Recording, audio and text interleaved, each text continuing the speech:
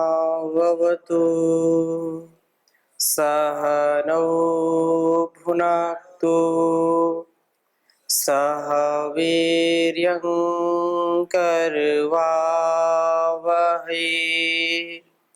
तेजस्विनावधीतमस्तु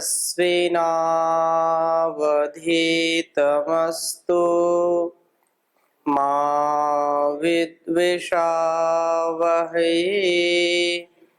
ओम शांति शांति शांति।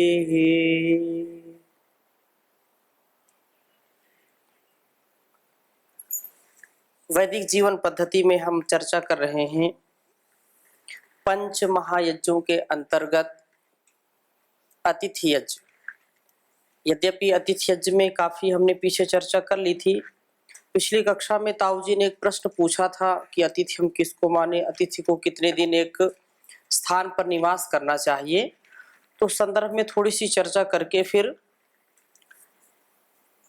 हम अगले यज्ञ की चर्चा करेंगे। और चूंकि क्रम तो अतिथि यज्ञ का हमने पहले ले लिया है और जो यज्ञ हमको आगे जैसे बलि वैश्वदेव यज्ञ है उसका प्रकरण कब मिलता है, तो इस दृष्टि से हमने इसको बाद में लिया है। अतिथि यज्ञ में जैसा आपका प्रश्न था, तो धर्मशास्त्र मनुस्मृति में इसके विषय में कहा कि अतिथि को कितने दिन रुकना चाहिए, उसका लक्षण क्या है। तो संदर्भ में कहा एक रात्रम तो निवसन अतिथिर ब्राह्मण स्मृतः अनित्यम ही स्थितो यस्मात् तस्मात् अतिथिर इति उच्यते। कि एक रात्रम तो निवसन, जो एक ही रात्रि तक पराये घर में रहे, एक ही रात्रि तक पराये घर में रहे, वह ब्राह्मण, वह विद्वान व्यक्ति अतिथि स्मृतः अतिथि कहा गया है। यस्मात् अतिथि स्मृतः अतिथि कहा गया है, ही यस्मात् अनित्यम स्थितः। तो महाभारत भी इस बात को कहता है कि जिस कारण से थोड़े समय के लिए वो ठहरता है, अर्थात जिसका आना अनिश्चित होता है, इसी कारण से उसे अतिथि इति उच्यते, अतिथि कहा जाता है। जिसके आगमन का कोई नियत समय ना हो, तिथि ना हो, और जो निश्चित रूप से कोई फिक्स करके नहीं आता। जैसे आजकल तो लोग फिक्स करके आते हैं, पहले से पहले आमंत्रण या फोन के द्वारा सूचित कर देते हैं, तो वो अतिथि कहला सकते हैं या नहीं, इसको तो विचार करना पड़ेगा आगे, और इस संदर्भ से आपको स्पष्टता हो जाएगी। अतिथि वही कहलाता है स्थिति भी जिसकी अनियत हो। स्थिति स्था गति निवृत्तौ, पाणिनि की धातु जो बनाई है, स्था माने ठहरना, स्था तिष्ठति, लेकिन जिसके स्थिति का भी निर्धारण ना हो, ठहरने का भी कोई निर्धारण ना हो, तो वो अतिथि कहलाता है। अतिथि यज्ञ का अधिकारी वही होता है जो विद्वान हो एवं जिसका आना जाना और ठहरना अनियत हो, वह चाहे किसी वर्ण का हो, उसकी सेवा करना यह एक श्रेष्ठ कर्म है। अतिथि कौन नहीं होते हैं, इसके संदर्भ में भी अब बात थोड़ी सी और स्पष्ट हो जाएगी।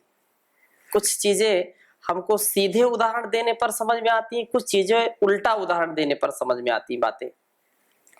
अतिथि कौन नहीं होते हैं, तो कहा कि नैक ग्रामीणम अतिथिम विप्रम सांगतिकम तथा उपस्थितम गृहे विद्याद भार्या यत्राग्नयो वापि वा, यत्राग्नयो वापि वा, अर्थात यत्र भार्या अपि वा अग्नयः, जिसके घर में पत्नी हो और पंच यज्ञों की अग्नि जहां प्रज्वलित रहती हो, अथवा जहां पाकाग्नि प्रज्वलित होती हो, ऐसे घर में एक ग्रामीणम तथा सांगतिकम विप्रम गृहे उपस्थितम, एक गांव में रहने वाला तथा साथ रहा मित्र विद्वान आदि घर में आए हुए हो तो अतिथिम न विद्यात, उसे अतिथि के रूप में ना समझें।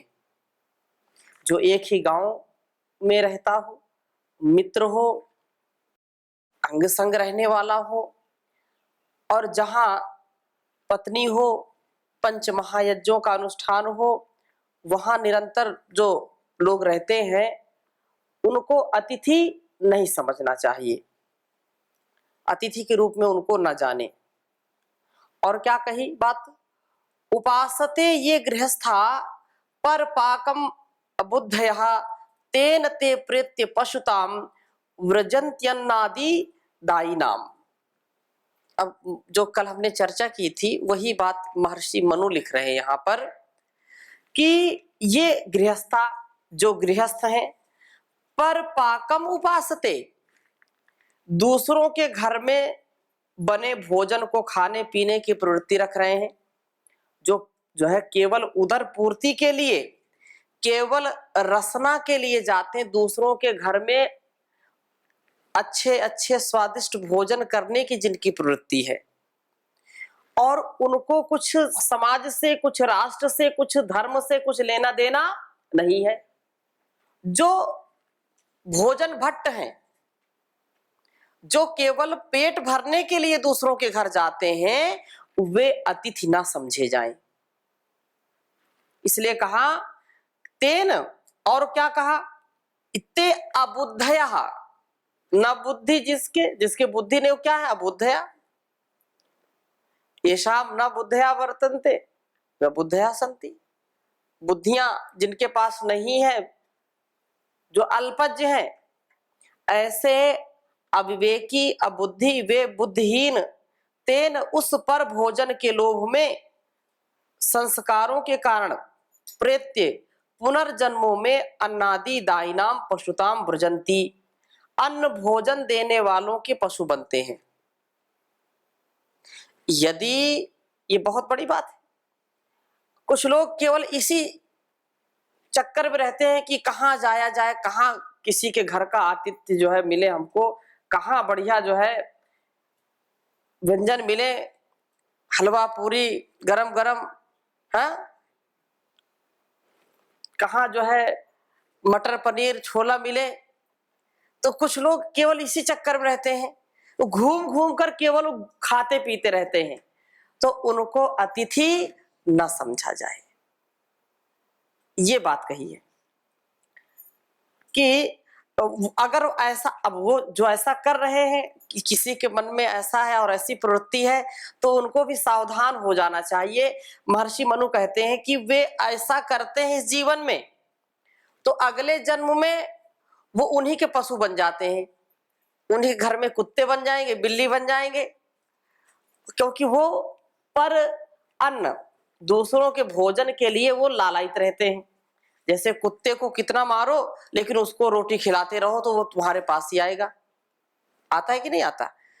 तो वो जो है अन्न भोजन देने वालों के पशु बनते हैं, अर्थात जन्म जन्मांतर में पशु जन्म पाते हैं और दूसरों के दिए खाद्य पर वो निर्भर रहते हैं। तो ऐसा समझना चाहिए।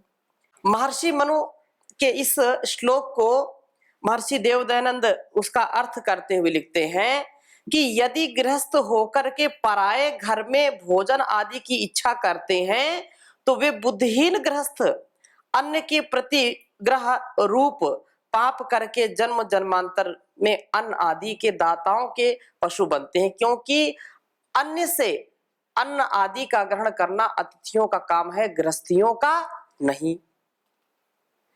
विवेकपूर्ण बात है कि जब एक गृहस्थी है, अपने घर का वो भरण पोषण कर रहा है स्वयं गृहस्थी होकर के, यदि पर अन्न, दूसरे के अन्न में उसका मन लगा हुआ है, तो समझो उसका जन्म निरर्थक है, क्योंकि वो तो देने वाला है ना, अन्नदाता है, वो अतिथियों का भरण पोषण करने वाला है और स्वयं दूसरों के जो है भोजन की कामना करता है कि घूम घूम करके केवल खाता पीता है, तो वो अच्छा गृहस्थी नहीं माना जाता है और लोक में भी उसकी बड़ी निंदा होती है। इसलिए इसको हमको समझना चाहिए। और अगली बात क्या कही, जो लालच में, लोभ के वशीभूत होकर के यही मानते रहते हैं कि अपनी बचत हो जाए और दूसरों के यहाँ खाने का अवसर मिल जाए। हाँ, दूसरों के यहाँ जाएं और भरपेट खाएं, अपने यहाँ 2 ही रोटी से काम चल जाता है, लेकिन दूसरों के यहाँ यदि आतिथ्य मिल जाए तो फिर आने दो, घंटी बज रही आने दो। कुछ ऐसे लोग, और कहीं आजकल तो बड़ी स्थिति खराब कि अगर कहीं भोजन का निमंत्रण मिल जाए कि कहीं जो है निमंत्रण जाना है, तो 1-2 दिन पहले से लोग थोड़ा थोड़ा कम कर देते हैं घर का, कि थोड़ी सी और जठराग्नि प्रदीप्त हो। तो शाम को जाएंगे और आराम से खूब खाएंगे, जीतव्यम चाहे मर्तव्यम हचक के भोजन कर्तव्यम। आने दो। फिर कोई उसमें क्वांटिटी नहीं है, गिनती नहीं है, हाँ, और क्वालिटी मिलना चाहिए बस। तो फिर ऐसे लोग जो है पाप को कमाते हैं। ऐसी प्रवृत्ति से प्रेरित होकर के जो जीवन भर दूसरों के भोजन पर मन रखते हैं, उन्हें परजन्म में पशुत्व प्राप्त होता है, क्योंकि उनमें पशुओं के संस्कार प्रबल प्रभावी हो जाते हैं। जैसे कुत्ते बिल्ली होते हैं तो वो तो दूसरों के ही अन्न पर जो है टिके रहते हैं। वो घर से अतिथि को न लौटाएं, इसके संदर्भ में आपने भी चर्चा सुनी है। और महर्षि मनु भी कहते हैं कि अप्रणोद्योतिथि सायं सूर्योढो ग्रह मेधिना काले प्राप्तस्त्व काले वा नास्य अनस्नन गृहे वसेत। महर्षि मनु कह रहे हैं कि गृह मेधिना, गृहस्थ को चाहिए कि सूर्योढ़ अतिथि अप्रणोद्य सायंकाल सूर्य अस्त होने के बाद आए हुए किसी भी अतिथि को वापस ना लौटाए। पहले की बात थी, अब तो इतना संसाधन सुलभ हो गया है, लेकिन आतिथ्य यदि मिल रहा है तो आतिथ्य लेने वाला और अतिथि बनाने वाला जो अन्नदाता है वो यथा योग यथा काल विवेक पूर्वक व्यवहार करे। और चाहे कोई भोजन के समय पर आए अथवा असमय पर आए, अस्य गृहे अनस्नन न वसेत, किंतु किसी गृहस्थी के यहाँ कोई अतिथि बिना भोजन के नहीं रहना चाहिए। अतिथि पूजन सुख आयु और यशोदायक है। ना वै स्वयं तदस्नियाद अतिथिम यन्न भोजयेत धन्यम यशस्यम आयुष्यम स्वर्गम व अतिथि पूजनम, कि अतिथि सेवा यश आयु सुख और सौभाग्य वर्धक है। अतिथि की सेवा जिस प्रकार से अभिवादनशीलस्य नित्यम वृद्धोपसेविना चत्वारि तस्य वर्धन्ते आयुर्विद्या यशो बलम की चर्चा हम सुनते हैं, वैसे ही अतिथि की सेवा करने से भी, अभिवादन जैसे करते हैं तो यश विद्या आयु बल बढ़ता है, वैसे ही अतिथि की सेवा करने से भी हमारी ये चीजें बढ़ जाती हैं। विद्वान धार्मिक सद्गुण संपन्न अतिथियों की सेवा करने से यश मिलता है, उनके सानिध्य में अच्छे आचरण की, धर्म की श्रेष्ठ गुणों की शिक्षा से सौभाग्य और सुख बढ़ते हैं, ऐसा हमको समझना चाहिए। इसलिए ये बात कही है जी। हमारा इलाका थोड़ा मीठे का है। अच्छा। तो एक बार हम छोटे छोटे थे, 13-14 साल का था उस समय में जी।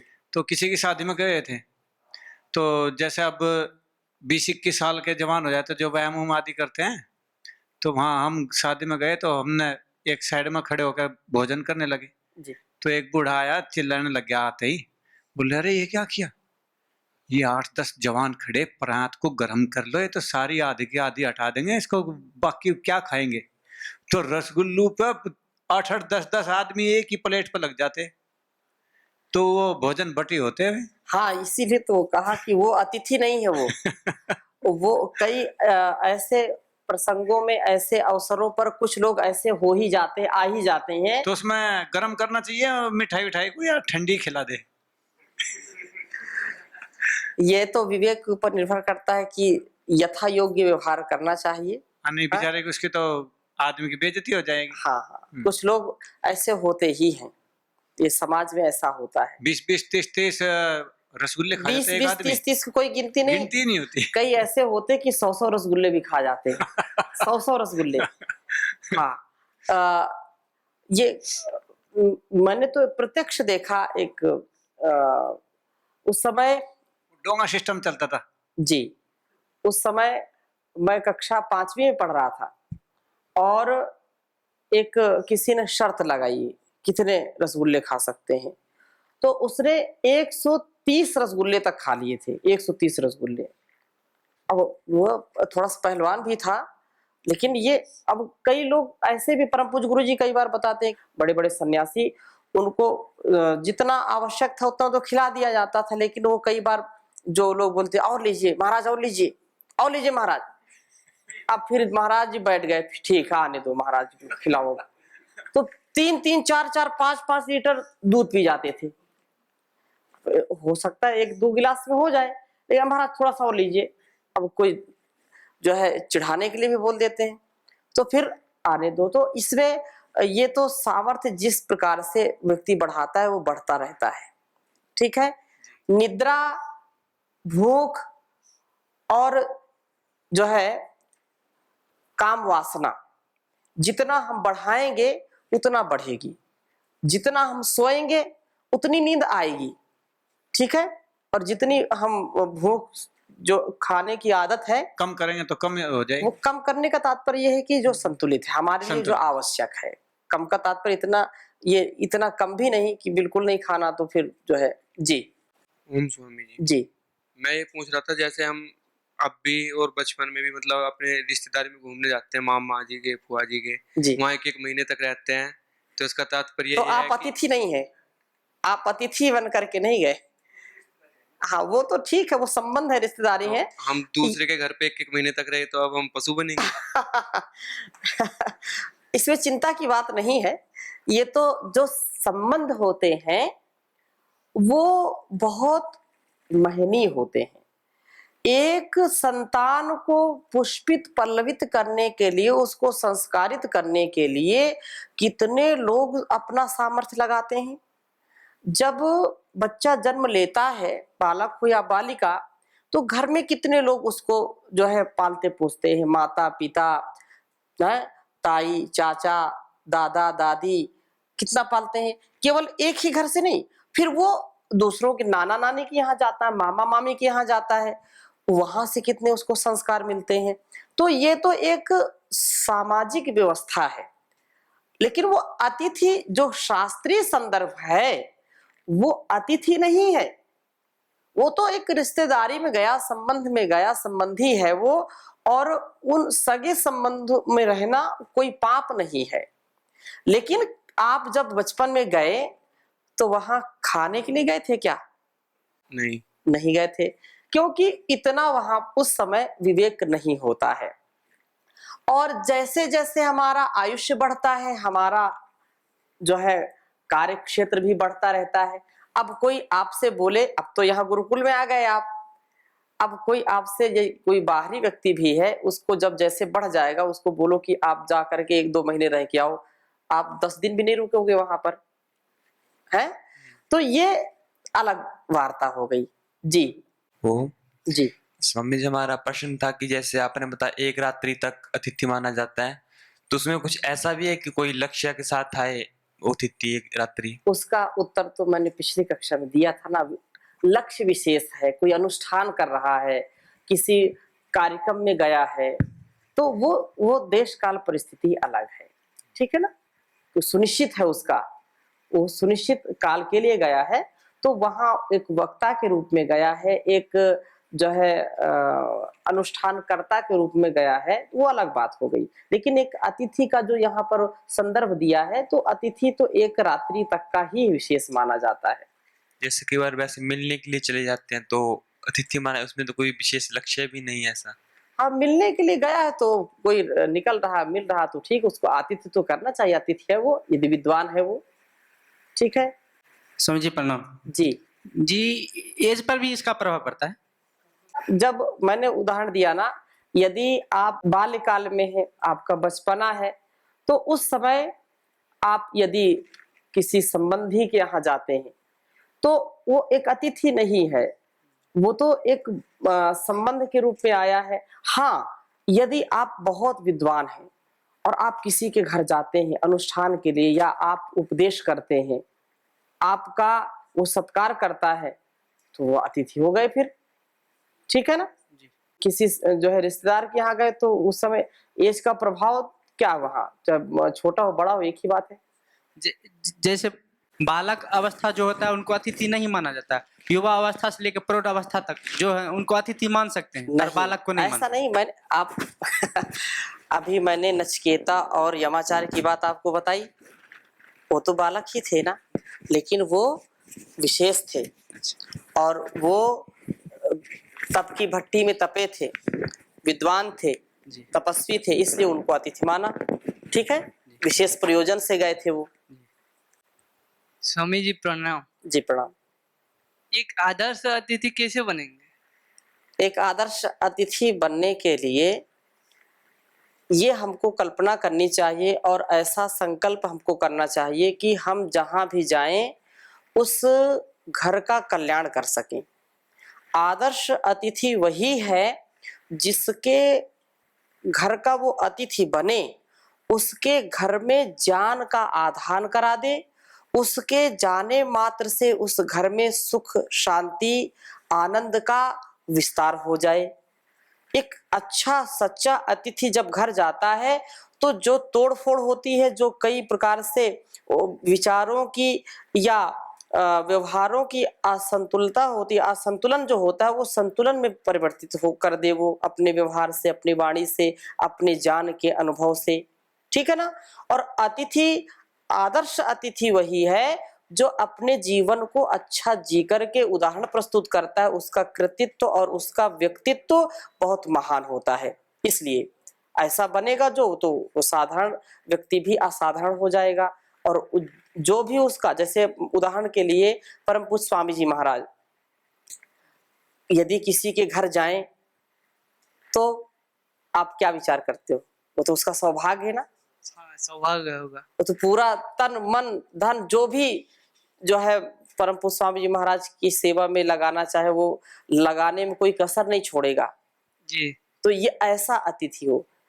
बहुत बचपन में एक गीत मैंने सुना था, अभी उसका स्मरण नहीं है, कि वह संतान सौभाग्यशाली है जिस माता पिता से उसने संस्कार पाया है।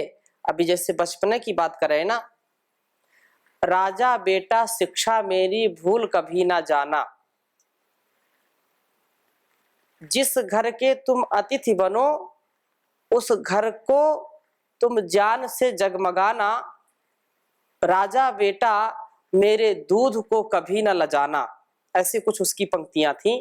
तो माँ अपने बच्चे को शिक्षा दे रही है। जैसे आप बच्चों की बात करें कि इसमें एज का कोई अंतर है क्या, तो एज में भी हम छोटे भी हों तो भी यदि किसी के घर जाएं तो हमारे जाने से उसके घर में सुख शांति और आनंद का आधान करें और वो गौरव महसूस करे कि आज हमारे यहाँ आप आए हैं, हमारे घर में आपने अपने चरणों को रखा, हमारा घर धन्य हो गया।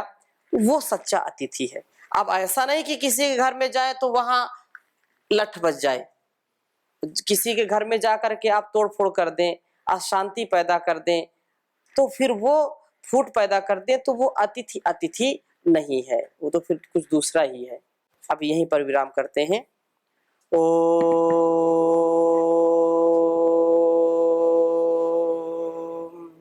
शांति शांति शांति।